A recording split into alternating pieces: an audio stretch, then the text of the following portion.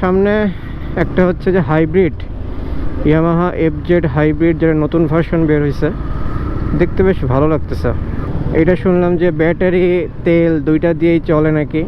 FZ V3 এটার মধ্যে লুকিংসের তেমন কোনো পার্থক্য পায় না, মিটারে একটু পার্থক্য আছে। এটার মিটার হচ্ছে TFT মিটার, আর এফজেড V3 V4 সেগুলো হচ্ছে নর্মাল মিটার। V4 এরটা যদিও মিটার V3 থেকে চেঞ্জ আছে, এটা হচ্ছে TFT মিটার, তো ভালো। বাট হেডলাইটেও কোনো চেঞ্জ নাই মনে হচ্ছে V4 এর মতোই।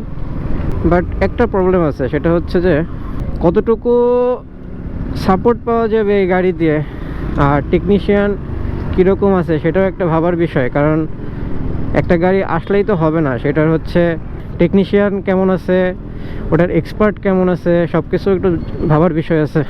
বাট এতটুকু আশা করা যায়, ইয়ামাহা যেহেতু একটা ভালো ব্র্যান্ড বাংলাদেশে জায়গা করে নিছে, সেই হিসাবে এটার সাপোর্ট খারাপ পাওয়া যাবে না। তারা হয়তো সেটা ভালোভাবেই ম্যানেজ করে ফেলবে। আঙ্কেল, আমি যদি একটু জোরে যাইতাম তাহলে কী হতো?